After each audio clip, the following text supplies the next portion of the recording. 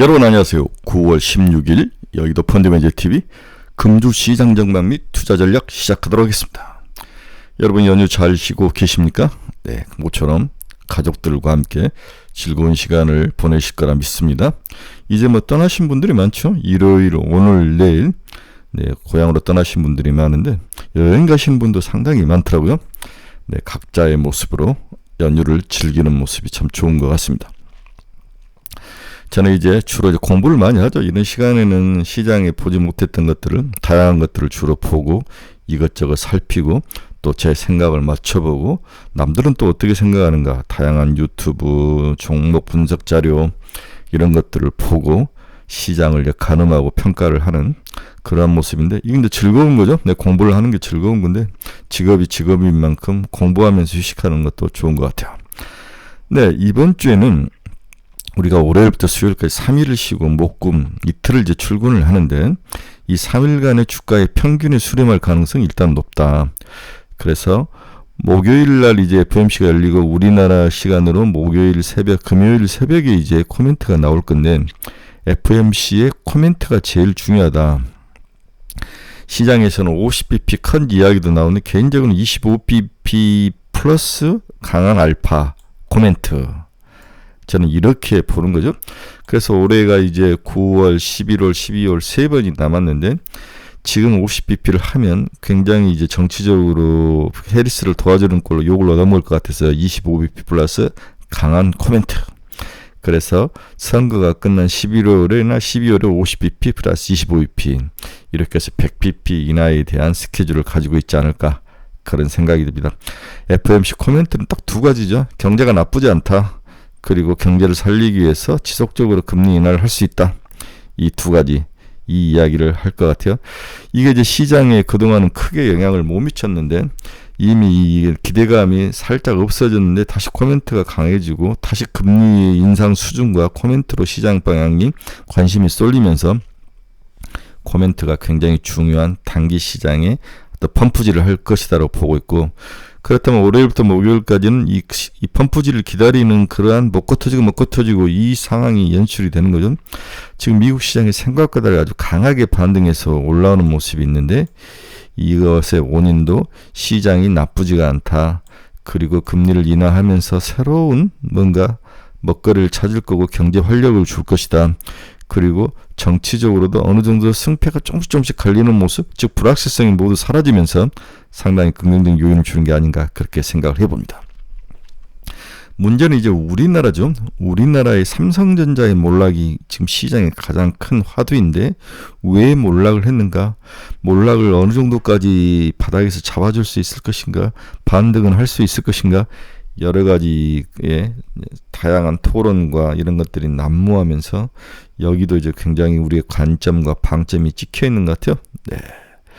그렇습니다. 과연 우리 삼성전자는 어떤 모습으로 우리에게 또 다가올 것인가, 큰 문제죠. 그 다음 이제 작은 이슈 중 26일 날 마이크론이 실적 발표를 합니다. 삼성전자, SK하이닉스 이 세 개 회사가 레거시 반도체에 대한 부분이 어느 정도인가, 그리고 다음 분기에 대한 가이던스를 어떻게 줄 것인가, 좋게 줄 것인가, 나쁘게 줄 것인가, 여기에 대한 코멘트. 그 다음에 이제 마지막으로는 지금은 9월, 10월에 가면은 이제 전형적으로 실적 장세로 확 넘어가 버리죠. 3분기 실적 장세에 대한 생각, 비중, 관심, 예측, 이러한 것들이 시장을 지고 흔들 가능성이 높아 보입니다. 따라서 FOMC 코멘트, 26일 마이크론의 실적 발표, 그 다음에 3분기 실적에 대한 추론, 이런 것들이 시장을 움직이는 가장 중요한 팩터가 될 것이다. 일단 저는 여러분들에게 분명히 이야기했죠. 18일 FOMC 코멘트를 들을 때까지는 일단은 장을 들고 가자. 그러니까 이번 주는 모두 금요일까지는 시장을 들고 가야 되는 거죠. 미국이 먼저 강하게 상승을 했다면 우리나라도 그에 못지않게 100이 올랐다면 70%는 올 것이다. 그렇다면 9월까지는 또 그렇게 나쁠 것 같지 않는 모습, 하지만 조금씩 올라올 때마다 어느 정도 현금을 좀 들고 가자, 이 정도로 생각을 하시면 될 것 같습니다. 금주 시장 전망 및 투자 전략, 다양한 이야기로 긴 시간인데 여러분들 틀어놓고 주무시든지 여행을 다니시든지 빨리 듣기로 보시든지 그렇게 하시기 바랍니다. 금주 시장 전망 투자 전략 출발합니다. 구독, 좋아요 많이 눌러주십시오. 네, 올해까지 해서 목표가 제가 1만 명인데 아직도 8,500명에 있네. 저 가끔 지칩니다. 여러분들이 좀 주위 분들에게 많이 좀 추천 좀 부탁드립니다. 금일 시장 추이를 보면, 금요일 날 보면 다우는 0.72 상승, 나스닥 0.65% 상승, S&P 500 0.54% 상승, 모두 상승하며 장이 마감을 했습니다. 나쁜 모습은 아니죠. 금요일 상승 원인을 보면 피컷에 대한 기대감이 시장에 녹아났다. 지난 금요일 연방공개시장위원회 FOMC가 회의를 앞두고 기준금리를 50bp 인하할 것이다. 이런 기대감이 좀 들어갔죠. 그래서 S&P 500과 나스닥이 급반등하면서 가장 강력한 주 수익률 상승률을 보인 거죠. 특별한 지표나 이벤트는 없었지만 금리 인하 기대감이 랠리를 부추겼습니다. 그 기대감은 50bp 인하에 대한 기대감이죠. 다양한 데서 50bp 인하 기대감이 나타나는데 시카고 CMA 패드워치에서는 50bp 인하 확률을 51%를 반영한 거죠. 전날 15%밖에 안 됐는데 50% 이상 급등을 했다. FOMC 위원들의 발언들이 영향을 좀 미쳤던 것 같아요. 하지만 저는 25bp 플러스 강력한 오럴 코멘트, 긍정적인 코멘트다. 처음에는 50bp를 강력히 주장을 했는데 아무리 생각해도 25bp 플러스 강력한 오럴 코멘트 이렇게 보시면 될 것 같습니다. 금요일날 미국 금리는 2년짜리는 3.587, 1.1bp밖에 빠지지 않았습니다. 10년짜리는 3.657, 0.8bp 상승, 역전이 되어 있는 거죠. 10bp 정도. 주식은 먼저 엔비디아 한번 봅시다. 0.03% 하락 119달러, 테슬라는 0.21% 상승 230달러. 다음에 마이크론 테크놀로지가 바닥에서 이제 이렇게 빠지다가 반등을 해서 올라오는 모습 4% 올라서 91.22달러. 그렇다면 우리나라 삼성전자도 어느 정도 바닥을 찾지 않을까? 6만원대면은 바닥이지 않을까? 그런 생각이 좀 드는 거죠. 머리가 아픈 삼성전자입니다. 네, 첫 번째 주제는 주가는 추가 상승이 가능한가? 이 주제가 가장 중요하죠. 미국이 금요일까지 해서 주간 실적으로 굉장히 높은 수익률을 올리면서 반등에 성공하는 모습이 나타나는데 우리나라는 어리버리 했다는 거죠. 어리버리. 과연 추가 상승은 가능한 것인가? 이 부분이 우리가 나눠야 될 첫 번째 주제다. 이렇게 봐야 될 것 같습니다. 이 부분을 한번 같이 나눠보도록 합시다. 결론적으로 추가 상승은 가능하다. 모든 악재가 사라지고 있다. 하나둘씩. 지난 7월 이후 시장을 괴롭혔던 핵심 요인은 미 경기 침체 논란, 엔크레이디 트레이드 청산 우려, 미국 대선 불확실성, 이 모든 것들이 하나둘씩 다 사라지죠. 침체 여부에 대한 논쟁과 엔화 강세는 당분간 이어가겠지만 금융시장은 조금씩 내성을 갖기 시작했다. 미 대선 토론 이후 해리스의 당선 확률이 트럼프를 역전하면서 대선 불확실성도 이전보다도 누그러진 상황이다. 그래서 미국 유로존 경제 서프라이즈 지수 반등이 나타나기 시작했다. 서프라이즈 지수 인덱스 여러 가지 경제 지표가 우리가 예상을 뛰어넘으면 서프라이즈라고 보는 거죠. 네, 당선 확률도 조금씩 해리스로 좀 가는데 좀 봐야 될 것 같아요. 2달이 남았기 때문에 그 안에 또 어떤 일이 있을지 모르니까. 하지만 일단 해리스가 안정적인 모습을 보이고 있다. 돈도 해리스에게 가고 있다. 자, 그럼 첫 번째 주제, 추가로 상승할 것인가? 여러 이유가 있지만 가장 큰 이유는 모든 불확실성이 해소가 되고 있다. 자본시장이 제일 싫어하는 것은 unclear, 불확실성인데 그 불확실성이 하나둘씩 해소가 되고 있다. 따라서 상승할 가능성이 높아 보인다가 첫 번째 결론일 것 같아요. 두 번째는 FOMC 미팅은 어떻게 봐야 되느냐. 그렇죠? 이게 이제 가장 중요한 우리의 두 번째 주제죠. 결론적으로 25bp 인상이 주류이나 여전히 올해 안에 50bp 인상 가능성이 살아있다. 올해 안이죠. 그래서 9월은 25bp 하고 선거가 끝난 11월에 50bp 할 가능성. 여기는 여러 가지 경제 지표를 보면서 침체의 모습이 나타난다면 할 가능성이 있다. 따라서 이번에 25bp 플러스 코멘트 알파인데 이 알파에는 뭐가 들어갈 수 있느냐. 경제가 나쁘지 않다. 그렇죠. 이게 이제 가장 중요하고 그 다음에 경제가 앞으로 빠질 것 같으면 우리가 강력한 조치를 취하겠다. 인슈런스 비컷이다. 나빠서 내리는 게 아니라 나쁠 걸 대비해서 넣는다. 그래야만 이제 주가가 오르는 거죠. 이렇게 우리가 정리를 해볼 수 있을 것 같아요. 매우 단순하게 정리를 해볼 수 있습니다. 또한 점도표 모양새도 이제 주된 관심사. 이번에 점도표가 나오는데 점도표도 어떤 모습을 지킬지 한번 추론을 해봐야 될 것 같습니다. 자, 그럼 세 번째 주제는 26일 마이크론 실적 발표가 있다. 이 마이크론 실적 발표가 다음 달에 있을 삼성전자나 SK하이닉스를 플러스해서 우리나라의 다양한 소부장 기업들의 실적 발표들이 이제 실적 발표 시즌으로 넘어가는데 26일 발표될 마이크론 실적을 한번 뜯어보자. 이것이 주는 함의를 한번 찾아보는 것도 의미가 있을 것 같아요. 26일 마이크론 실적 발표가 매우 중요하다. 우리나라는 27일 새벽이 되겠죠. 반도체 기업들의 3분기 이익은 예상 대비 다소 약할 것으로 전망이 된다. 특히 PC와 그다음 모바일이 팔리지 않으면서 재고를 많이 가져갔는데 그 재고를 소화하지 못하면서 문제가 발생을 했다는 게 기본 논리죠. AI 지출은 여전히 강하지만 전통적인 스마트폰, PC와 같은 언디바이스 수요가 개선되지 않고 있고 23년 공급 가행 때 산 가격에 재고를 축적한 고객은 여유롭게 재고를 소진하고 있기 때문에 추가 주문이 약해졌다는 거죠. 이에 이익 전망과 목표 주가를 소폭 조정하는 움직임이 크게 나타나고 있습니다. 첫 번째, 변화된 분위기. 리스크 안에서 리스크 오프 위험 회피로 시장이 바뀌고 있다. 리스크 오프라는 것은 시장이 반도체라든지 이러한 성장주들을 사지 않는다는 거죠. 반도체 주식을 둘러싼 경계심이 시장이 지금 강화되고 있습니다. 경계에 대한 우려가 심화되고 있는 가운데 리스크는 표면 위로 올라와 있고 시장의 높아진 눈높이와 펀더멘탈의 괴리가 벌어지면서 주가 조정이 강하게 나타나죠. 네, 시장의 눈높이가 너무 높아졌고 여기에 나온 숫자들이 이걸 따라가지 못하면서 시장에서 매도가 강하게 나온 모습이 지속되고 있죠. 그나마 이러한 어려움 속에서 최근 우리 전선왕인 코멘트를 한번 해주면서 엔비디아가 주가가 반등해서 $120 수준까지 올랐는데 그건 그나마 다행이다.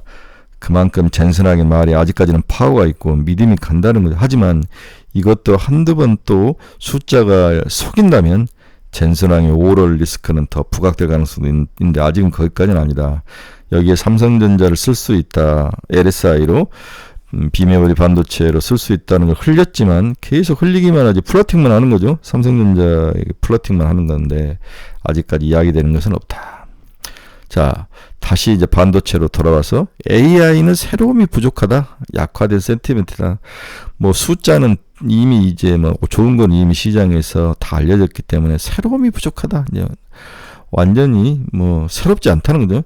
반도체 시장에서 그리고 글로벌 주식시장에서 새롭지 않는다는 것은 매력이 없다는 거고 미래 성장력이 없다는 거 이런 건 다 주식이 박스권으로 넘어가고 다음에 헤드앤숄더로 간다는 거죠. 금번 2분기 실적 발표에서 기업들이 AI에 대해 긍정적 전망을 서로 공유를 했습니다. AI가 당장 수익에 기여하긴 어려우나 수요가 강하고 성장성이 높으니 AI에 대한 투자를 지속하겠다는 것이 주된 내용들이었지만 하지만 달라진 것이 있다면 이에 대한 시장의 반응이 달라졌다는 거죠. AI에 대해서는 리스크 언어로 접근했던 과거와 달리 지금은 좋은 이야기를 해도 당연하다는 반응이 대다수이다. 다 알고 있다. 뭐 새로운 것을 내놓으라. 단계적으로 기대할 수 있는 새로움이 부족하다는 게 가장 큰 반도체 업계의 문제이다. AI 상업화 지원과 ROIC의 단기 비효율성, 100원을 투자해서 1원을 버는 시대가 언제까지 지속될 수는 없다. 이런 리스크가 주가에 선반영이 되다가 다행히 다행히 젠슨왕의 코멘트로 일단 진정은 됐지만 이게 근본적인 문제를 치유하는 방법은 아니라는 거죠. 엎친 데 덮친 격으로 엔비디아 블랙을 출시 지연 시점이 지연되면서 리스크 오프 위험 회피가 확대되는 모습이 나타났다. 이게 이제 전반적으로 반도체 시장을 뒤통수를 후려 갈긴 거죠. 여기에 우리가 금과 옥조로 믿었던 범용 반도체 나쁘지 않다는 것이 이제 깨지기 시작한 거죠. 늦어지는 수요 회복. 어플리케이션별로 희비가 엇갈리고 있습니다. 그간 부진했던 일반 서버는 수요 교체 주기가 도래하면서 나쁘지 않았던 거죠. 반면 모바일과 PC 세트 업체는 가격 저항이 심화가 되고 있다. 애플도 가격을 올리지 않을 정도로 가격에 대해서 이제 민감하게 생각하는 거죠. 가격이 올라가지 않으면 수익이 올라가지 않는 거죠. 반가운 소식보다는 당장 부정적인 요인, 셋업계 판매 부진과 가격 저항이 주가에 더 반영되고 있는 모습이 나타나고 있습니다. 일반 서버 수요 회복만으로 세트 수요의 부진을 상쇄하기는 어렵다는 게 당연한 말이죠. 주요 클라우드 업체들의 투자가 AI 중심으로 이루어지고 있고 한정된 카펙스 속에서 일반 수요 서버 회복이 단발성에 그칠 수 있다는 것이 우려의 배경으로 작용을 하고 있습니다. 여기에 경기 개선이 늦을 수 있다는 점도 리스크에 대한 시장이 집중하기 시작한 거죠. 반도체 수요는 경기에 민감하게 반응하기 때문에 경기 수요 회복이 늦어진다면 이 수요에 대한 회복 우려감은 당연히 가격에 반영이 될 가능성이 높아 보입니다. 지금이 그런 시기죠. 최근에 이제 삼성전자와 함께 마이크론 테크놀로지가 주가가 박살이 나다가 이제 살짝 올라왔는데 여기서 여기까지 빠져버린 거죠. 네, 삼성전자와 비슷하게 빠지는 모습인데 대체 속사는 뭔가를 한번 봐야 될 것 같아요. 첫 번째는 부정적인 코멘트가 나타나기 시작했다는 거죠. 미국 반도체 마이크로에 대해서 부정적인 코멘트가 나타나는데 애널리스트는 다음과 같은 의견을 제시를 하고 있습니다. 첫째는 목표 주가를 레이몬드 제임스라는 자사운용사에서는 증권회사에서는 기존 160달러에서 120달러로 주가를 하향 조정을 했습니다. 다음에 BNP 파리바 애널리스트도 언더퍼폼 주장을 했죠. 140달러에서 67달러로 하향했던 게 굉장히 충격적이었죠. 네, BNP 파리바는 140달러에서 67달러로 목표 가격을 아주 내리는 모습이 시장에 이제 부정적으로 반영을 한 거죠. 지난 분기에 마이크론 테크놀로지 대표이사가 이제 산제이 메트로라가 이런 이야기를 했죠. 마이크론은 2024년 3분기, 우리나라는 2분기죠. 매출은 68억 1100만 달러. 예, 전분기 대비 81.5% 증가를 했습니다. 같은 기간 영업이익도 9억 4,100만 달러, 약 1조 3천억. 삼성전자의 10분의 1밖에 안 된 거죠. 순이익 7억 2,200만 달러. 자, 시석주당 순이익 EPS도 62센트, 전망 48센트를 웃돌면서 여기까지는 좋았습니다. 그러면서 이번 3분기 마이크론으로는 4분기고 우리로는 3분기인데 이렇게 또 가이던스를 줬죠. 매출은 76억 달러 플러스 마이너스 2억 달러를 그래. EPS는 0.61달러 플러스 마이너스 0.08달러. 5월가의 전망에 부합하는 수치를 줬죠. 여기까지는 괜찮았다는 거죠. 다만 이제 여기서 산제이 메트로나가 무슨 이야기를 했냐면 3분기 실적 컨퍼런스 콜에서 엔비디아의 HBM 메모리가 2025년까지 매진된 상태이다. 나쁘지 않다. 이렇게 이야기를 줬는데 지금 이 HBM 시장에 뭔가 문제가 발생을 했다는 거죠. 첫 번째, 동사는 블랙엘을 납품할 12단을 만들지도 못하는 거고 얘들은 전체 매출액의 HBM이 10%밖에 안 되기 때문에 이거 가지고는 먹고 살 수 없고 또한 블랙엘이 지연이 되고 이들이 기술력이 지금 이걸 따라가느냐 못 따라가느냐에 대해서 약간 의심스럽고 이런 것들이 있기 때문에 이 지난 2분기에 긍정적으로 전망했던 것이 맞아떨어지는 않을 것이다. 문제는 또한 삼성전자와 같은 레거시 반도체 분야에서 회복 여부가 그리 좋지 않다는 거죠. 그래서 다음 분기 실적 전망 가이던스를 어떻게 주느냐가 굉장히 중요한데 일단은 시장이 부정적이다. 그럼 미리 선반영으로 맞고 떨어졌는데 여기서 만약에 한 가이던스를 줬는데 가이던스가 시장의 기대치를 미치지 못한다면 추가 하락할 가능성도 있다. 추가 하락. 네. 이 부분이 좀 무섭다. 따라서 삼성전자는 6만원대를 깨지는 걸 보고 산다면 그렇게 빨리 살 필요는 없다고 봐야 될 것 같아요. 우선 선빵으로 하락했으니 기대가 낮아진 상태이고 4분기 실적 가이던스를 좋게 가지고 기술적 반등 가능하나 가이던스가 시장을 미스한다면 한 방 더 터질 그러한 가능성이 높아 보인다. 따라서 일단 26일까지는 행보할 움직임이 있고 먹고 터지고 더 추가로 빠르지는 않을 것이고 26일날 실적 발표 때 가이던스를 어떻게 주느냐. 가이던스가 미스를 하면 한 번 더 빠질 가능성이 있다. 이런 면에서 삼성전자 마이크론에 대한 매수는 좀 멈춰서 기다려라. 이게 제가 보는 결론이죠. 자, 그러면 앞에서도 이야기했지만 3분기 10월로 갈수록 제일 중요한 것은 기업 실적 발표 시즌이기 때문에 기업 실적이 너무너무 중요하다는 거죠. 이것을 어떻게 해석하고 보느냐가 중요한데 이것도 한번 살펴보도록 하겠습니다. 자, 기업 실적을 살펴보는데 중요한 포인트는 기업 실적이 일단 탄탄한가, 그 다음에 어느 섹터가 가장 탄탄한가, 이게 이제 우리가 보는 핵심이죠. S&P 500 12개월 선행 EPS 컨센서스는 최근까지 높은 예측력을 보여왔다. 그래서 S&P 선행 EPS 컨센서스가 올라가면 주가도 그만큼 올라간다는 거죠. 최근 S&P 12개월 선행 EPS 컨센서스가 지속적으로 우하향을 하고 있다. 그렇다면 주가도 우하향을 할 가능성이 높고, 그렇게까지 물론 앞에서도 이야기했지만 3분기 실적이 우리가 예상을 미스할 가능성이 있지만 그렇게까지 몇몇 종목을 제외하고는 미스할 가능성은 높지는 않다라고 보는 것도 맞는 게 아닌가. 기업 이익의 근간이 되는 미 경제 성장률 역시 각 각종 침체 논란에도 불구하고 여전히 잠재 성장률을 웃돌 것으로 예상이 되고 있다. 즉 거시경제도 나쁘지 않고 기업들의 그런 미시경제도 그렇게까지 나쁘지 않다면 3분기 실적 전망에 대해서 그렇게 보수적인 스탠스를 가질 필요는 없다라고 봐야 될 것 같아요. 물론 반도체와 같이 지속적으로 우리가 쪼아가면서 리스크가 있다 이렇게 한 종목 섹터를 제외하고는 다 좀 긍정적인 스탠스로 봐야 되는 게 아닌가 이렇게 결론을 내볼 수 있네요. 네, S&P 500 이익 추정치와 실제 이익 경로가 매우 비슷하게 똑같이 가고 있죠. 네. 그 다음에 GDP now 3분기도 2.5% 경제성장. 네. 3분기, 4분기도 경제성장률이 그렇게 나쁠 것 같지는 않다. 이렇게 봐야 될 것 같습니다. 자, 그렇다면 이건 미국의 상황이고 우리나라 상황은 어떨 것인가?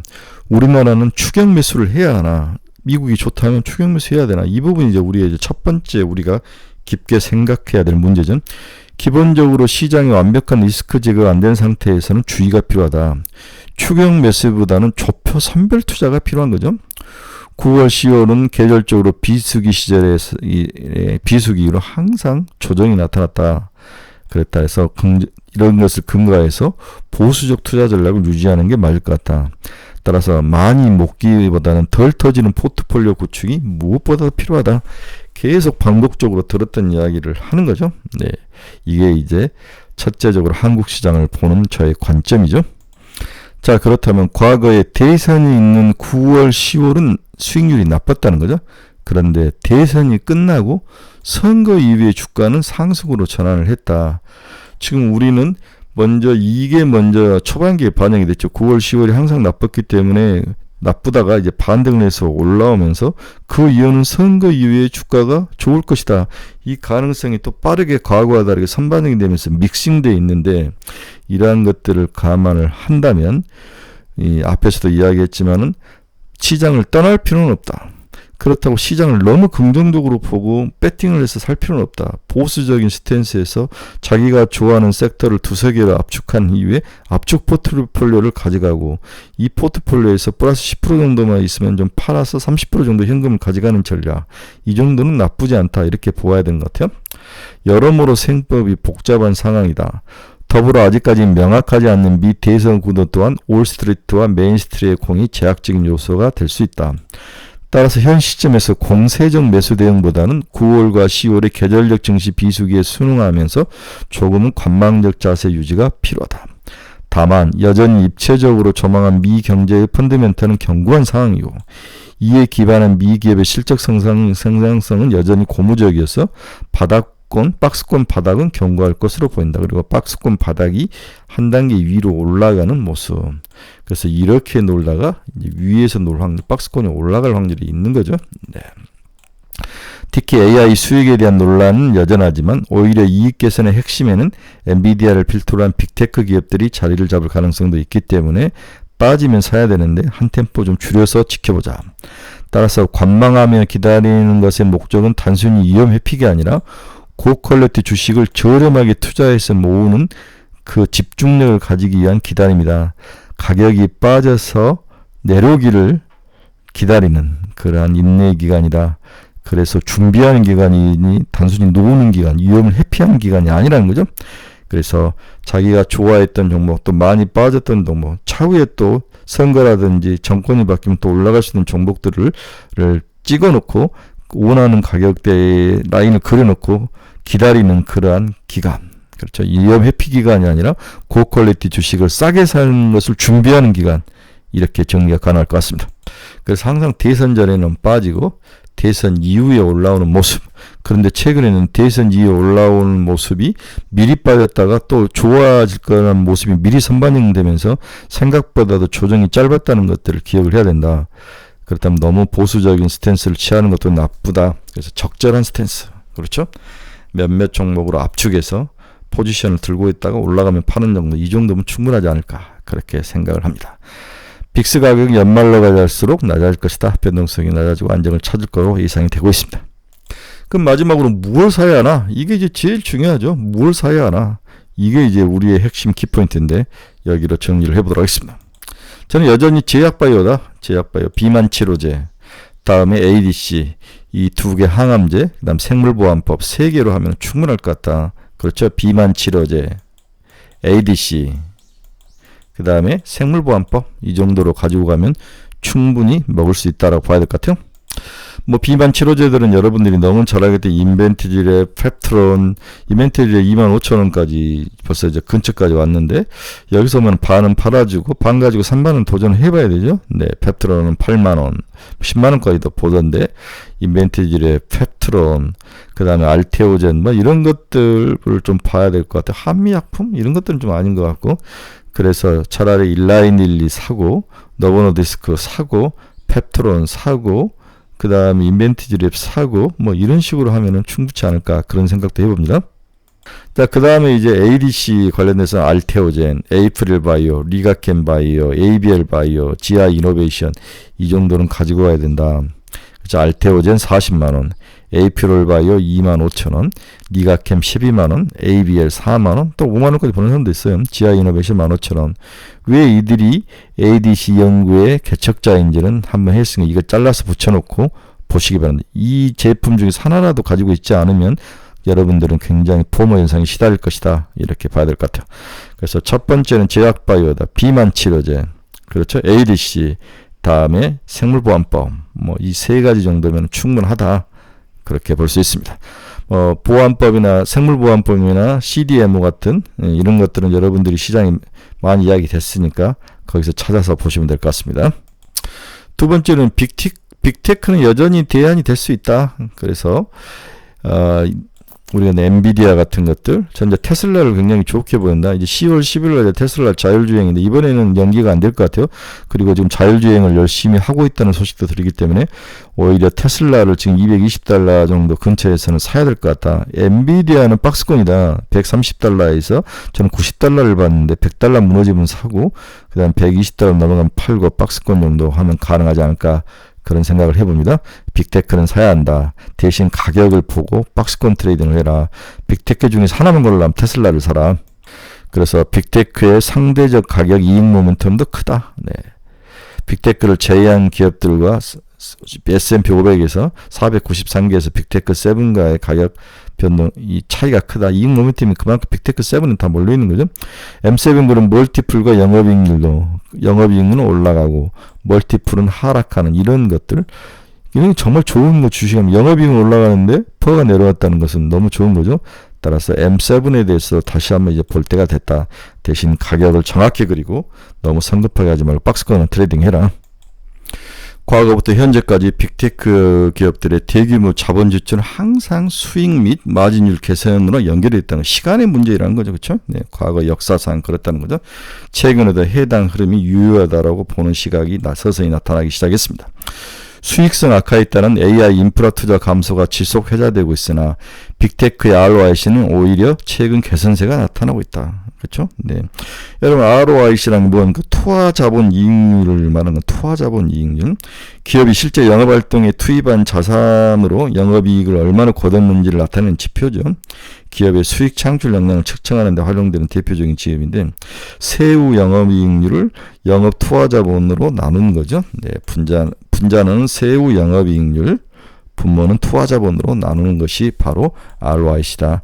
ROIC가 개선이 되고 있다. 많은 돈을 투자해서 세후에 얼마나 영업이익을 얻는지가 중요한 지표. 지금 빅7 ROIC로 보는 게 퍼보다는 이게 이제 서서히 개선되고 있다는 게 중요한 거죠. 항상 이 분모의 투하자본이 커질 수밖에 없기 때문에 이게 이제 커지지 않으면은 ROIC가 올라가지 않는데 이게 이제 투하자본이 그동안에 쌓으면서 앞으로 투자가 될 거지만 과거처럼 크게 증가하지 않을 것이기 때문에 이게 증가를 하는 모습이 나타날 것이다. 분자가 세후 영업이익률이 이렇게 ROIC를 이해를 하시면 될 것 같습니다. 나름대로 의미 있는 지표다. 그래 M7의 이익 추정치도 올라가고 있고 자본 지출 추정치도 올라가는데 이익 추정치가 더 많이 급하게 올라가는 모습이죠. 네, 이제 얼마 안 남았다. 내년 정도면 이익이 크게 나지 않을까. 주요 플랫폼인 소프트웨어 기업의 투하자본 대비 이익률, 그렇죠? 네, 투하자본 대비 이익률이 이제 올라가고 있는 모습이 확실히 나타나고 있습니다. 네, 이런 것들이 시장에서 언젠간 부각이 될 것으로 보고 있습니다. 그래서 빅테크 기업에 대한 투자는 반드시 하자. 테슬라를 위주로 봐라. 또한 밸류에이션 조정으로 구간이 매력적인 거고 퍼가 30p 이하인 구간은 좋은 투자 기회가 될 것이다. 자, 이 엔비디아 주가 밸류에이션 조정받는 거 보십시오.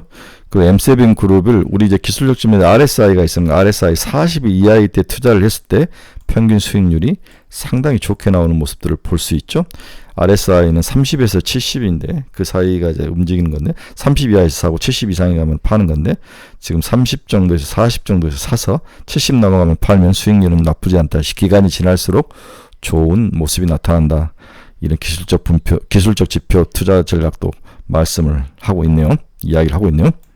마지막으로는 최근 지난주부터 이제 조선주 이야기가 나오죠. 조선주. 세 번째는 조선주다.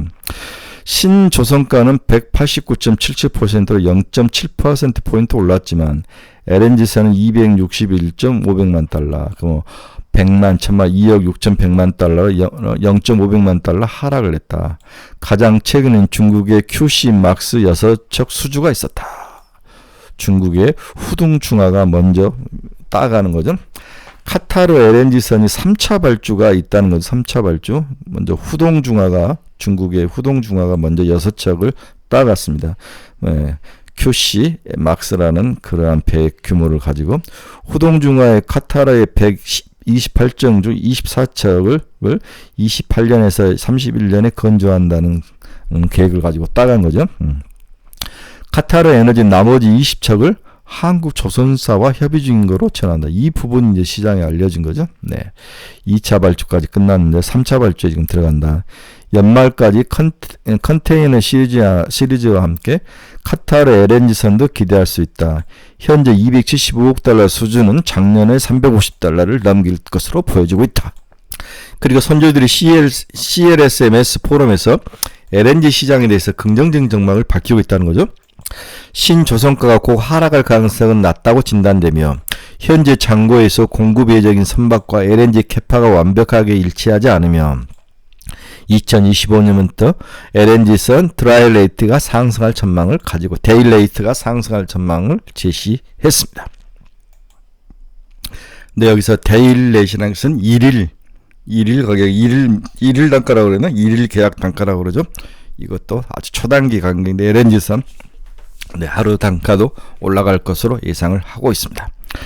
근데 일단 카타르 LNG선 그리고 2025년 LNG 시장이 나쁠 것 같지 않다.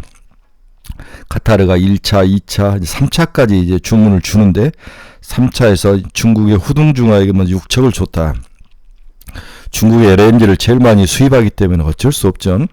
다음에 카타르 LNG는 나머지 20척을 한국에 줄 가능성이 높다. 이렇게 하면 올해의 수주 실적이 작년에 350달러를 넘길 것으로 보고 있습니다. 그 다음에 앞으로도 LNG 캐파가 좀 부족하기 때문에 단기 LNG 가격도 올라갈 가능성도 있고 이런 것들을 종합했을 때 우리 LNG 선박에 대해서는 그렇게 부정적이진 않다. 나름대로 이 아사리장에서 연말까지는 가져갈 만한 종목 중에 하나이다. 이렇게 보고 있는 거죠. 조선 글로벌 시장의 조선주들은 전부 가격이 하락한 상황이죠. 네. 다음에 성과는 올라가고 있습니다. 클락son 중고 성과도 빠지지 않고 버티고 있는 거죠. 네. 근데 이렇게 성과가 올라가고 중고 성과도 빠지지 않고 있는데 주가가 하락하는 것은 뭔가 향후에 대한 그러한 미래에 대한 불확실성이 더 많이 반영이 됐다. 경기 침체라든지 경기 침체가 되면 LNG선이나 선박에 대한 수준은 당연히 떨어지겠죠. 후판 가격도 하락. 후판 가격이 전체 선박 가격이 30%를 차지하는데 그렇다면 신조선 주요 선종 신조선가에 굉장히 긍정적이죠. 후판 가격이 원재료 가격이 빠지면 LPG 가격도 올라가고 있고 이러한 것들이 상당히 동사들에게 상당히 조선업체에 긍정적인 요인으로 작용할 것 있을 것 같아서 두 개 종목이죠. HD 조선, HD 현대 조선해양하고 하나솔루션 이렇게 두 개 보면 될 것 같습니다. 네, 이제 간단히 결론 한번 정리해 봅시다. FOMC 미팅 코멘트가 매우 중요하다. 25p의 강한 코멘트. 한국 시장이 안 열리기 때문에 그냥 구경꾼 수준으로 존재하며 목요일, 금요일은 이 3일간의 평균 가격에 수렴할 가능성이 높다. 연휴 내내 반도체 시장 사이클과 수익성 감소, 그 다음 기술 경쟁력 하락, 레거시 반도체 시장의 예상의 침체 등 다양한 요인으로 인해서 대체 이 삼성전자 이 반도체를 어떻게 볼 것인지가 가장 머리 아픈 고민거리인데, 당분간 급하게 쫓아가서 매수할 필요는 없을 것 같다. 26일 날 마이크론 테크놀로지의 투자 가이던스, 다음 분기 가이던스 같은 것들을 보고 시장 움직임을 봐도 충분히 그때 빠지면 사고, 올라가면 기존 거 있으니까 그렇게 많이 올라갈 것 같지도 않으니까 일단은 기다리는 게 더 유리하다는 거죠. 현재 시장에 살만한 종목은 바이오와 2차전지 정도? 네. 그래서 해리스 선전이 계속된다면 신재생 에너지, 2차전지, 마리화나 이 정도가 시장에서는 괜찮을 것 같고, 다음에 LN이선 삼박술조 가동성으로 네, 조선주. 그 다음 테슬라 로보트X가 10월 10일 날 이번에는 공개가 될 것 같아요. 그래서 테슬라주를 사고 자율주행도 좀 보는 것도 나쁠 것 같지는 않다. 이렇게 정리를 해 드릴 수 있습니다. 자, 우리나라는 14, 18일까지 휴장, 19일날 FOMC 회의가 있고 20일 선물 옵션 만기일, 9월 23일날 알테오젠, 키트루다, SC, 임상, 삼성이 종료되는 거죠. 네. 그래서 알테오젠에 대해서 봐야 된다. 이미 돈을 들여서 공장을 투자하겠다 한 거니까 키트루다, SC, 임상, 삼성이 잘 나올 거라고 가정을 한 거죠. 네. 29일 K배터리 쇼, 필리핀 네이다스 미음모필 전 K배터리 쇼가 있네요. 네. 27일 하나 에어로스페이스 재상장이 있습니다. 그 다음에 9월 중에는 KRX 코리아 밸류업 지수 발표가 있는 거죠. 이것도 중요한 모습이다. 그 다음 10일에는 공화당 부통령 선거. 그렇죠. 쭉 가서 세계 국제지수 발표가 10월 8일 우리나라 채권 여기에 들어간다면 나쁠 것 같지만 주식도 좋을 것 같아요. 그 다음 10월 9일 FOMC 공개 의사록, 10월 10일 날 테슬라 자율주행. 네, 이 정도 보면은 될 것 같습니다. 성급하게 서두를 것도 없다. 하지만 핵심 종목을 지금 가지고 있는 종목을 굳이 팔 필요는 없다. 크게 두 가지를 보고, 바이오, 2차전지, 빅테크 빠진 것들은 천천히 사자. 조선주들, 그 다음에 자율주행 관련된 것들, 이 정도로 보면 시장은 충분하지 않을까. 이렇게 결론을 내드립니다. 네, 즐거운 연휴입니다. 저는 이제 빨리 정리하고 이제 고향 내려가야 되죠. 네, 여러분들 연휴 잘 보내시고 즐거운 모습으로 네, 또 저희가 아마 목요일이나 미국 시장 한번 또 수요일 아침이나 목요일 아침에 봐드릴게요. 네, 여러분들의 건투를 비고 가족과 즐거운 시간 보내시기 바랍니다. 여러분 중에서 투자 방송을 잃어버리신 분들 제 카페에 들어오십시오. 네, 종목 상담이 필요하신 분도 관심 종목 올려놨으니까 오셔서 보시기 바랍니다. 유료니까 충분히 생각하시고 들어오시기 바랍니다. 여러분 감사합니다. 주위 분들에게 많은 추천 부탁드립니다.